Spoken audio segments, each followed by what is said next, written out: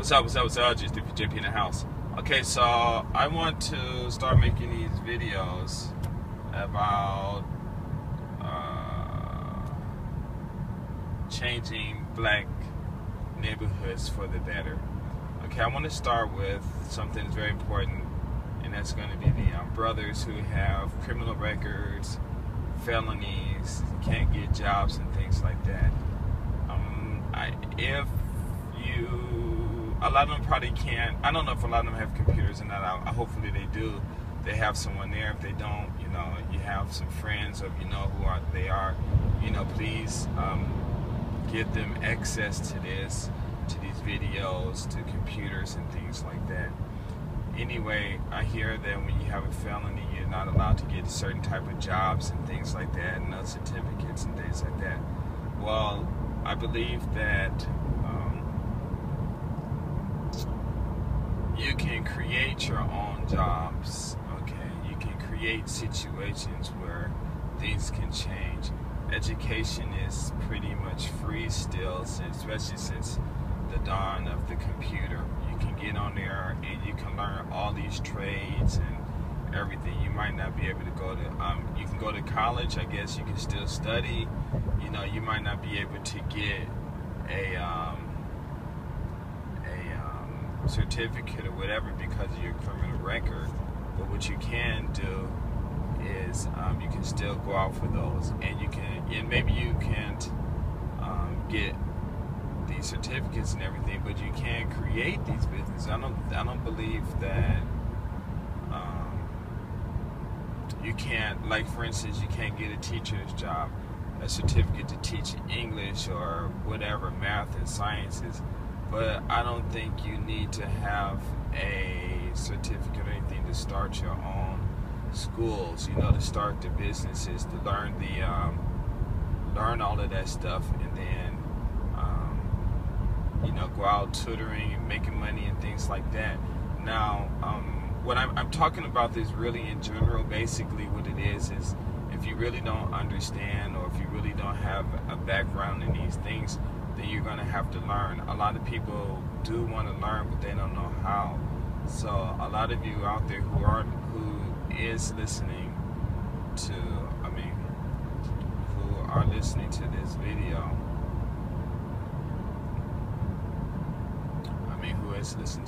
sorry, please take the time to hold these brothers' hands, and it doesn't matter black, white, whatever, but still, sometimes, they got this parable, which I think is stupid. I don't know why people even listen to it. It's you can lead a horse to water, but you can't make them drink it. Well, you can lead a horse to water, but you can't make the horse drink it.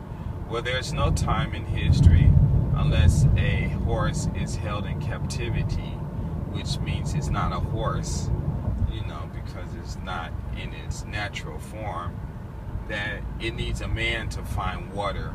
There is no way that if you dump a horse and the man in the middle of the jungle or whatever, that the man is going to find the water before the horse. No, I don't think so, because the horses can smell the water, and they can go. And if anything, probably what happened was the horse went to the water, and it could have been a horse that was, tied up, and it went to the water, and the man just, for some reason, like they do have pelagiarism, I think it is, I forgot what it's called, but people fake people's books and put their names and stuff. Plagiarism, I think it is. And that's what somebody could have did with the story and stuff, and say, oh, well, I led the horse to the water. Well, that's naturally impossible for it to happen, especially if a horse is in its natural state, and man is in its natural state. So, but they say that I was talking to a brother the other day, and he was trying to tell me the point, and I understand that you can give a person advice, but until they actually take the advice, then you can give them advice, but you can't make them accept the advice. But I believe that's wrong, because a lot of times when you give people advice, you there's reasons why they can't, and most of them usually the number one problem is they're just emotionally riled, and then when they relax, sometimes a lot of people, they understand what you're saying, but they don't believe it. So a lot of times what you really have to start doing is start holding these brothers and sisters' hands. You got to hold their hands and guide them. I was talking to the brother, and I was telling him about my son. I want to teach him English, and he didn't want to learn it. All the kids, in Japan, thinks English is hard. The parents do, everyone does, and it's really hard to get people to think positive about it. So I sat down and I just told my son, I said, well, I'm going to teach you. He's all leaning and slouching in his chair and stuff, and he doesn't want to do it. And I said, listen, only reason you're acting like this is not because you don't want to learn. It's because you're thinking about other things. You're thinking it's hard. You want to play your games.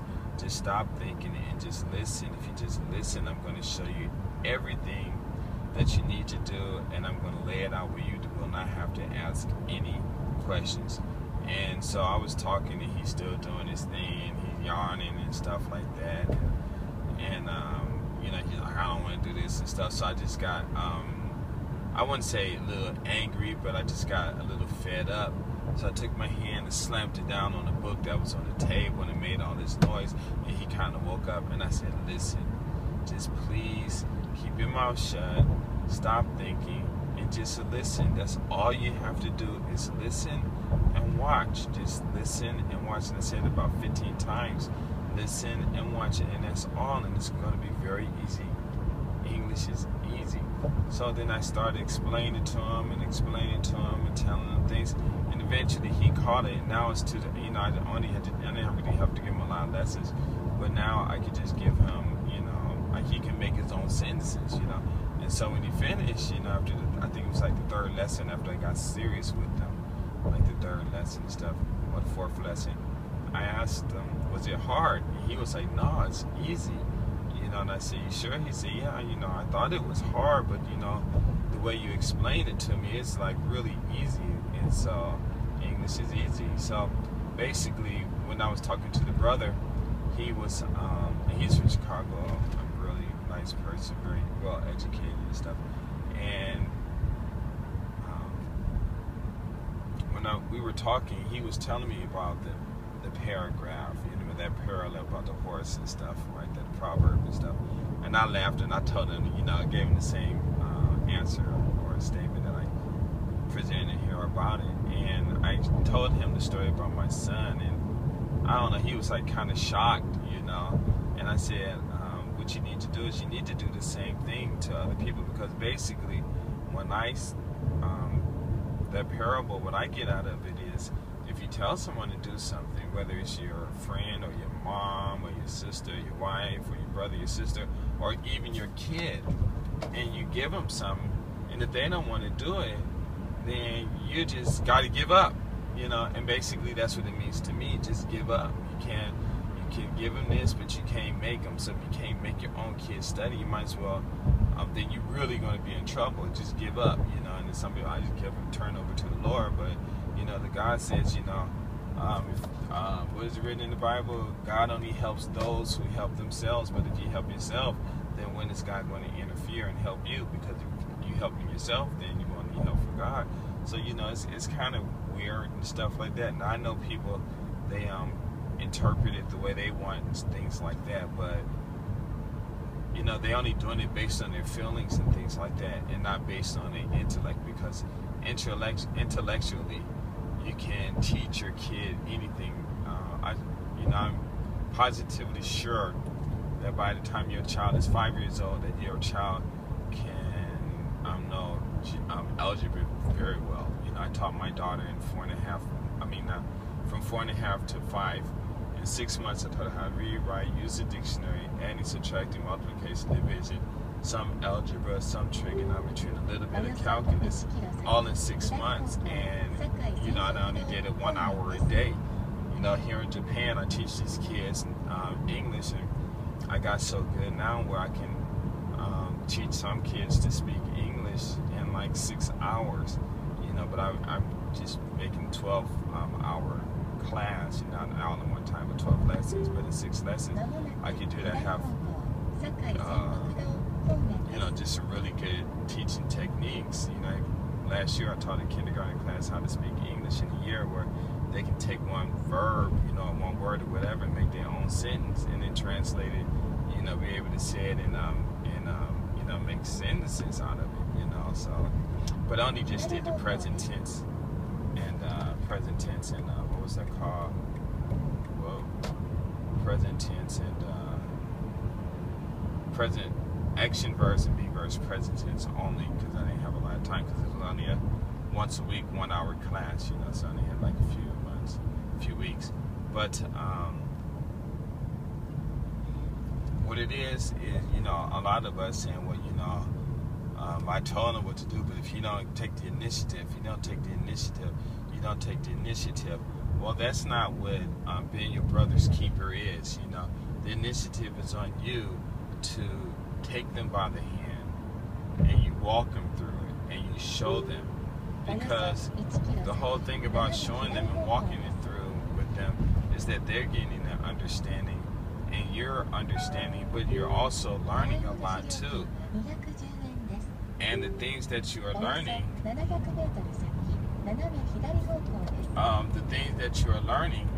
is you're learning how to be patient. You're learning how to teach. You're learning how to explain better, because each person that you talk to, that you hold hands, soon you'll be able to get groups, and it's going to get easier and easier and easier. And what you're doing while you're doing that is you're creating a community. You're creating your own company, your own enterprises. These people that you're helping, you can also instill in them to work, to do these certain things, and then you can form corporations with them. I'm telling you, and this is where I want to talk about the gangbanging, but I'll do that in the next video. Okay, but when you're helping people, they're going to appreciate what you're doing, and while you're helping them, you can help them to change their minds. If they're jerks, people can always change their mind and things like that. And then you can also tell them, hey, I'm helping you.